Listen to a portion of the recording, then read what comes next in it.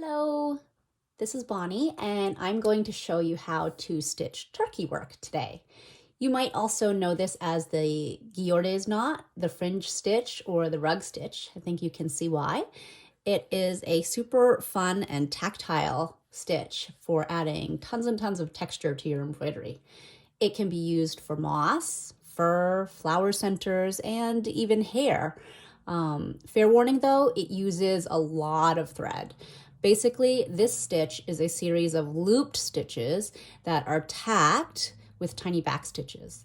The loops can either be left as is or trimmed for a cut pile like a shag rug.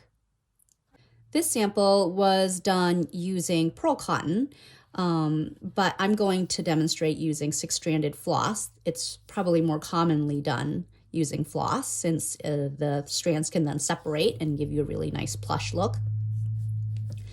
So unlike a lot of other stitches, this one can start from the front of your fabric and no need for a knot. So this is actually going to act as the beginning of your fringe. I'm going to start from the front, as I mentioned, at the end of this guideline here. Got a squeaky needle today. Okay, so I'm going to leave this little tail, the cut end of the thread right there. And then I'm going to start by creating a little tiny back stitch to hold it in place. So it is really quite small, and I am working from left to right. And then I go right over the stitch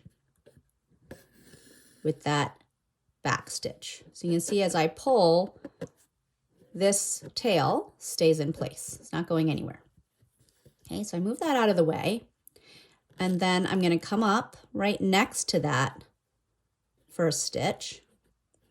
And it's sort of like making a bit of a brick pattern. You're going to loop and then just under it, back stitch.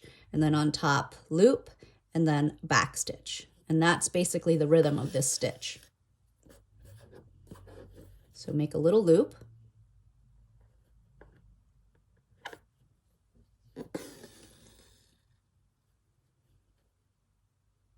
And if you plan to trim these, you don't have to worry if the loops are all the same, but if you want to keep the loops there and not cut them, you might want to be a little more careful when you create each loop that they're about the same length, unless you don't care about that.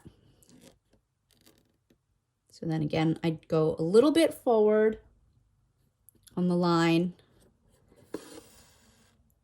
and then back stitch over that leg of the loop. So again, if I pull, you can see it stays in place. And you just continue with this same motion.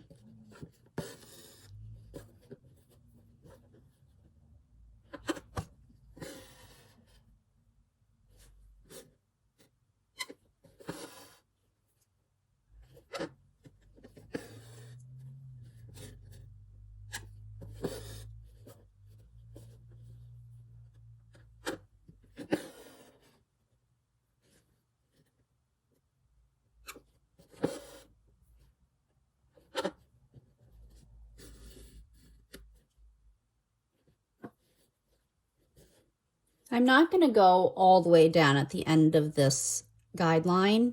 I'm going to actually turn it and come back around. And now I will do the second row here. So I'll go just below that.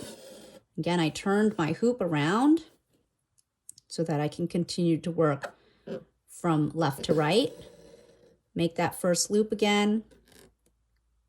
Go forward a little bit and then back with a tiny tacking stitch. Oops.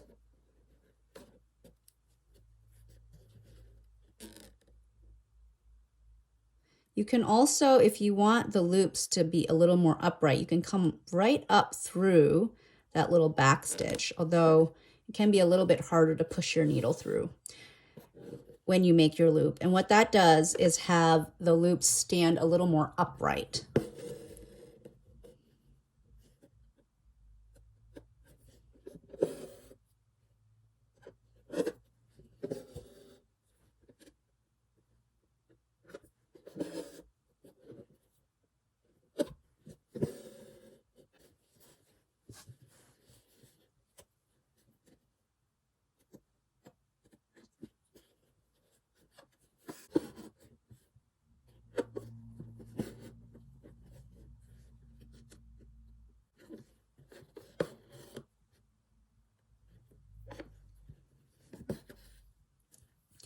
At the very end, I can come right back up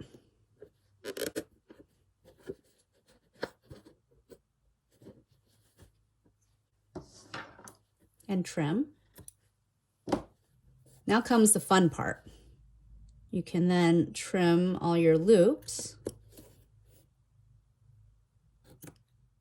Just remember, unlike a haircut, this is not going to grow back. So trim carefully and slowly and a little at a time until you get just the right amount of pile that you're looking for.